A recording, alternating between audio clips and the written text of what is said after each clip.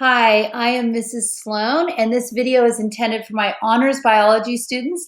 This is a short overview of development. So I'm going to make myself a little bit smaller here and get in presentation mode. And while I'm doing that, I want to remind you that I provide notes for my students, and those notes you can find those down in the descriptors of this video. And it's two columns. Column one is the scaffolding I provided the notes, and you fill those in as I go along, and I'll help you with that.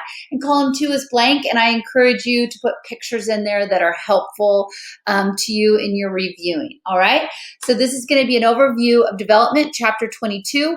We're going to get to the what and the how. Those will be the two parts. But first, let's address this, okay? How do we get from here, sperm and egg, to here? Okay, a baby made out of trillions of cells. How does that occur when you have just one cell? So a human develops from a single fertilized egg that I showed you into trillions of cells, and each of those cells has very specialized functions. But remember, what's our source of information for each of those cells? It's the DNA, right? And the DNA is exactly the same in all of those cells. So how does the specialization come about? Well, first let's start talking about where that egg came from. The egg comes from the ovary. It's getting ready to ovulate. This ovary is getting ready to ovulate right here, and it's going to pop out. That egg is only viable for about 12 to 16 hours. After rupturing, it's going to move into the oviduct in that time. And here's a picture of an egg ovulating. And for fertilization to occur, sperm need to be present.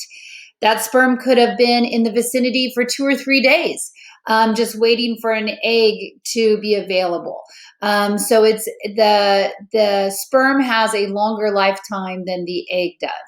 Now, here, let me move out of the way. Here, you could have several hundred sperm all trying to penetrate this egg. What they use to get through what's called the zona pellucida, which is a jelly coat on the outside there, is here in the sperm you can see the cap. It's got a little beanie right there, and it's called an acrosome. And that acrosome contains enzymes to digest the zona pellucida, and there's no second place, right? First one gets in, and there's a change, just like you would see a depolarization on a neuron, a nerve cell, happens immediately. So only one sperm can get in and fertilize that egg. Okay, so that's the little cap. So on your notes, this is the first thing you need in your notes. So this is 22.1, Principles of Animal Development, Fertilization. The acrosome is the cap on the sperm that releases enzymes that digest the zona pellucida, the jelly coat.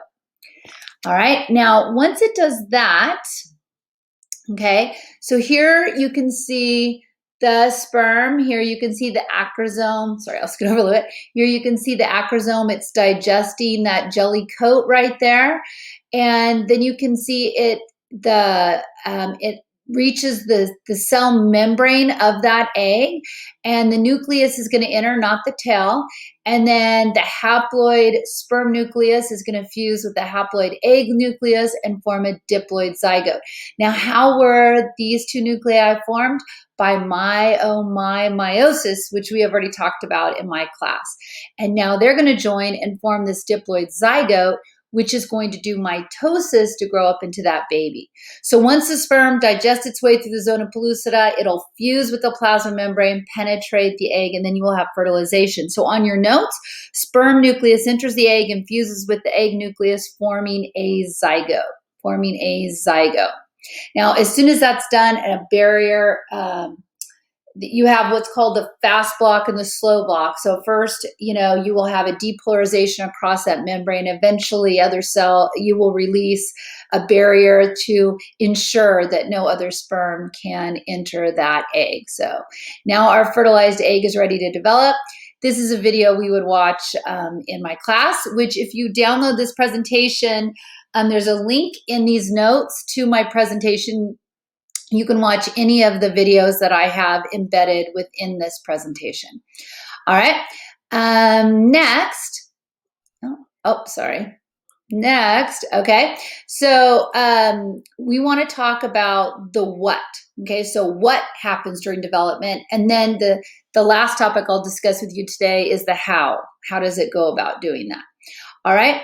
So on the what, okay, so there's different amounts of yolk. If you think about a chicken egg, that has a lot of yolk in it because remember, when you talk about cracking a chicken egg and you look at that yolk, that's not the baby. If you look on top of that yolk, there'll be a tiny little disc sitting on top of the yolk. That's the actual egg. When the yellow part of the egg, those are the nutrients to feed that baby chicken. So chickens have a lot of yolk. Frogs are an organism that has an intermediate amount of yolk. This is called a lancelet. It has very little yolk. So it's easy just to see the way the cells move around. So as soon as the sperm fertilizes the egg, it's a zygote. That zygote is going to undergo mitosis. This stage is referred to as cleavage because it just looks like there's no growth that's occurring. It's like you're doing the M stage of mitosis. You're going G1, S, G2 very quickly, and then going right into the M stage of the cell cycle again. So it's just mitosis on repeat. So on your notes, you have early stages of animal development, the what, and it says cellular stage of development. And I want you to add after that, following fertilization, you have cleavage, which equals a repeat of mitosis, and then this is going to form a solid ball of cells called a morula.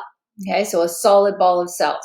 Now, notice there's not a lot of difference in size between zygote to morula. And that's because those cells don't have time to grow. At this point, sodium and then chlorine follows. So ultimately salt is pumped to the center of this morula and water flows. Remember, water must flow from the hypo and it's going to flow to that hypertonic center.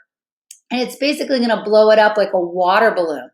And when it does that, that is called a blastula. And I think of it like it's blasting open. You are a solid ball of cells and now you're a blastula. And a blastula is a hollow ball of cells. The cavity inside the blastula has a name and it's called a blastocele.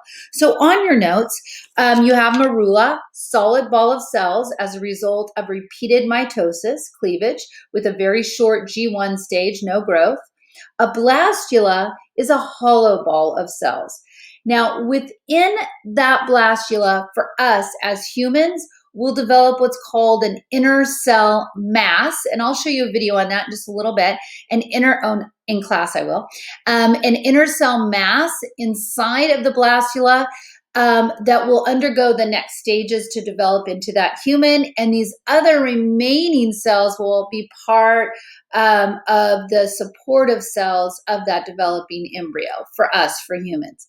All right, so on your notes, I think, yeah. So blastula, hollow ball of cells, inner cell mass develops into a baby.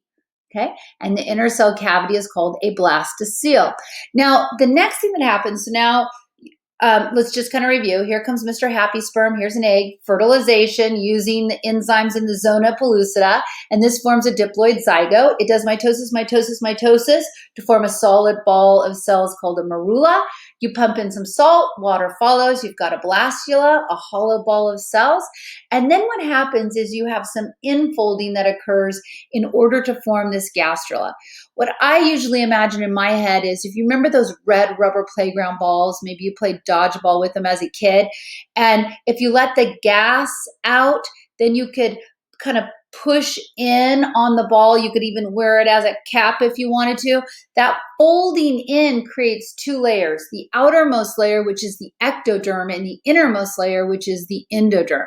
So here you're seeing that folding in, and this outermost layer on the outside is the ectoderm, and this innermost layer is the endoderm. Now, what has happened to the blastocele, that cavity, right? It got folded and it's put away. It's in between right here. It really doesn't exist anymore between the ectoderm and the endoderm. And now you have a new cavity in the inside called the archenteron. And that archenteron, the opening to it, is called the blastopore. That part can sometimes be confusing because you don't have a blastopore with a blastula, okay? When you collapse the blastula, you'll get an opening called a blastopore is the opening, and then the cavity inside is called the archenteron. So on your notes, you have tissue stage of development, gastrula, and that is a layered ball of cells, a layered ball of cells. Now I want to go over these layers with you, okay? The outermost layer is the ectoderm. The innermost layer is the endoderm. And then the way the mesoderm here in pink develops, it depends if you're a protostome or a deuterostome. In honors biology, we don't need to worry about that. Okay, so here inside is your, the pink part is your mesoderm. And if you look at this cavity right here inside of the mesoderm, that's where your organs, for you and I, where our organs would sit, okay? But the inside here, right here of the endoderm, the centermost part of you is not where your organs are sitting, but the centermost part of you is your gut. So this is where your gut develops. And in fact, at these early stages, they know where all the organs are going to come from. So I'm going to help you learn that in the next part of your notes. So easiest way to think about it is kind of bookend it. The ectoderm, what's on the outermost part of you? It's your skin, right? So your skin is going to come from your ectoderm. Now, I know I'm touching my skin right now because my nervous system is right there. So my skin and my nervous system comes from my ectoderm and also like the lens of my eye. Now, what's the innermost part of me? Well, that would be my digestive tube and my respiratory pathways, right? That's what you get from your endoderm. Everything else comes from your mesoderm. So let's go through that. Okay, so ectoderm, the blue is epidermis, your nervous system, lens of the eye. And you can put that right on your notes. The ectoderm is the outer layer, and it will form your nervous system, epidermis, lens of eye. Then jump down to the endoderm, okay, on your notes. Skip over the mesoderm on your notes. I'll get back to that. The endoderm is the inner layer. It will form the epithelial linings of both your digestive and your respiratory systems and any glands associated with that, like your salivary glands, any glands associated with that. Your mesoderm is everything else. Now, if you think about your arm, what's right in the middle of your arm, right? Your muscles and your bones. So that's one obvious thing, but anything else we haven't mentioned, that all comes from your mesoderm. So your musculoskeletal system, your excretory system, cardiovascular, and your reproductive system all come from your mesoderm.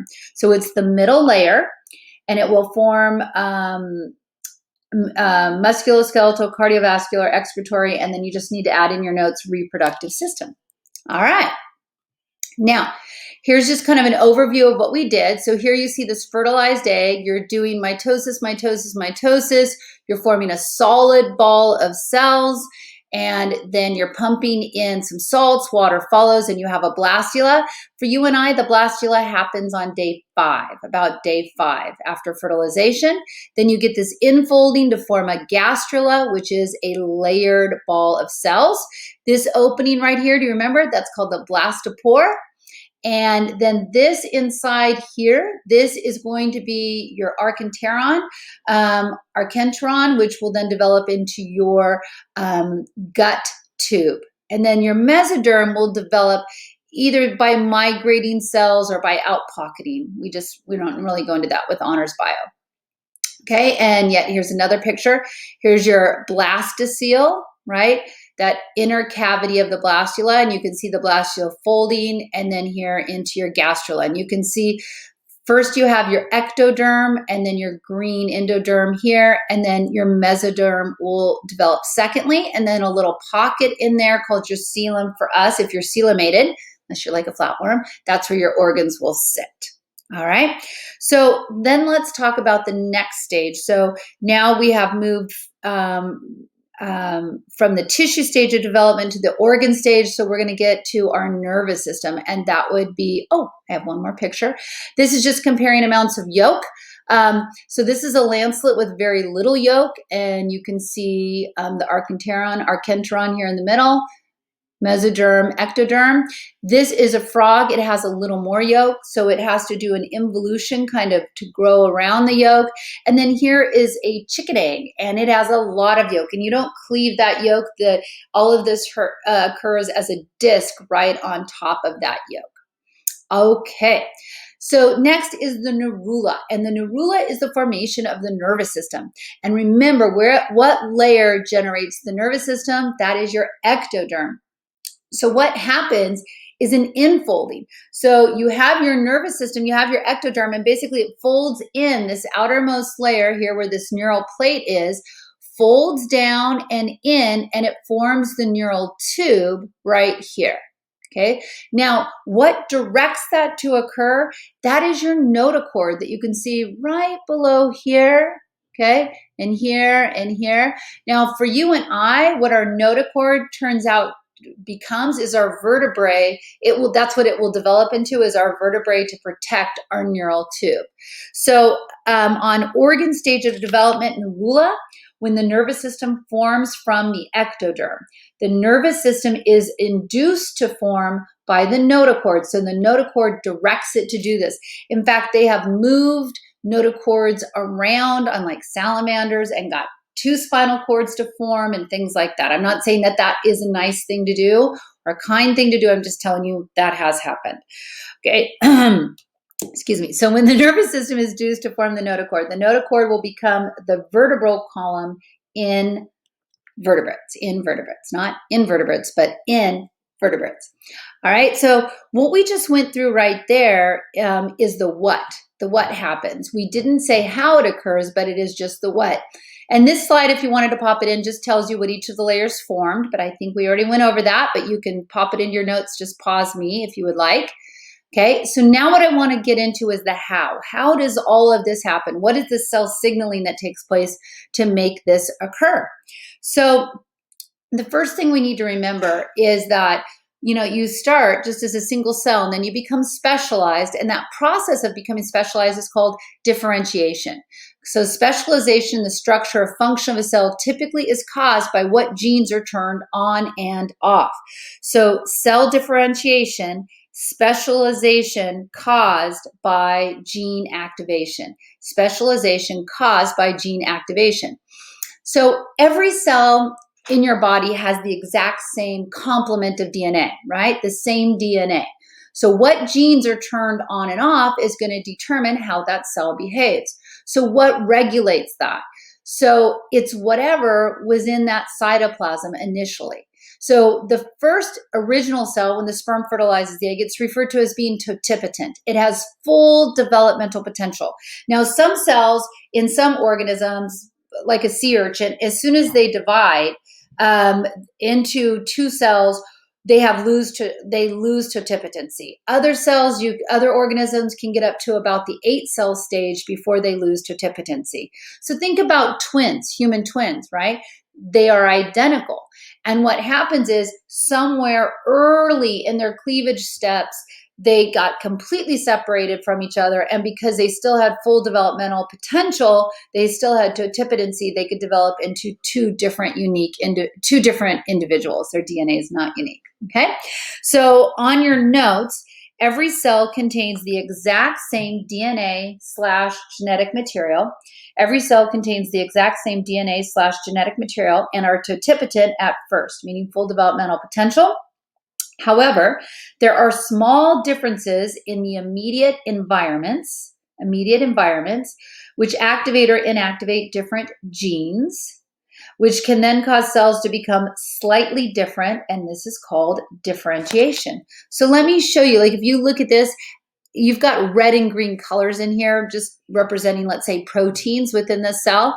After the very first division, does the top cell or the bottom cell have more red proteins? It looks like the bottom cell. So this is going to influence the nucleus differently than this, which has more green, right? And look at the division again, right? This one only has 2 greens. This one has 4 greens. Like, you're going to add them up, right? So you have different ratios of chemicals, which are going to influence different genes, just using that to model it. So how does this all come about? So here is a frog, okay? And so at first, when it's just a single egg, one difference comes about is the site of sperm penetration. So whatever chemicals were in that sperm itself, right, in the head of the sperm, that's going to be more here and less as you get farther away from where the sperm penetrated the egg. And that opposite side of sperm penetration is called the gray crescent, and it's in all frogs, all right, amphibians. Now, another differential, so you have a ratio going from left to right. So sperm penetration, chemicals less and less and less, and the fewest amount is where the gray crescent is. Then you have differences top and bottom, right? So wherever you have more yolk or you have less yolk is referred to as the animal pole, more yolk is referred to as the vegetal pole. So if you were like right here, you have both sperm information and you have more yolk, right? If you're down in this region, you have sperm and yolk.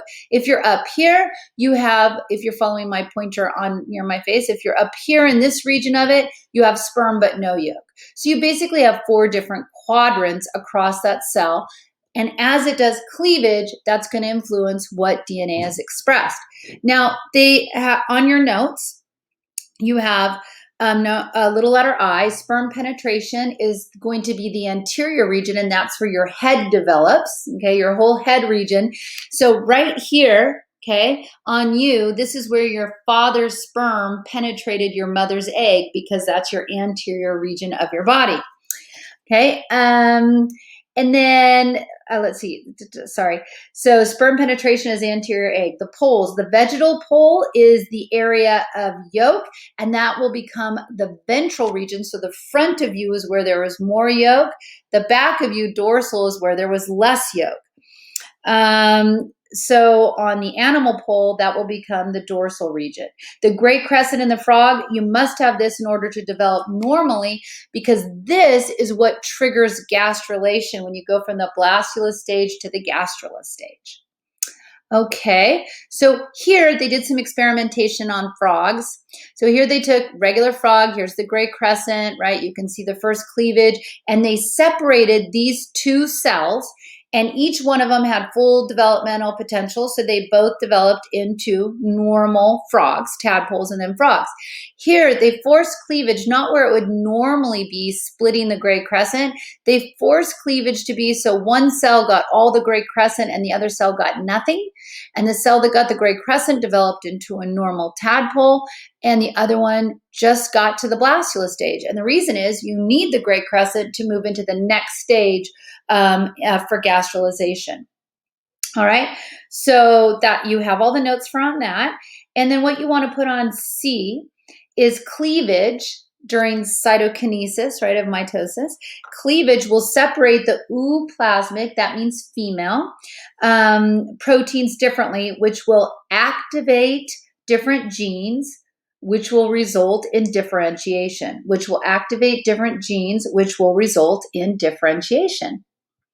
Okay, so morphogenesis, what this means is the movement of cells throughout our body. For instance, your ears, which are right here, don't start here in development.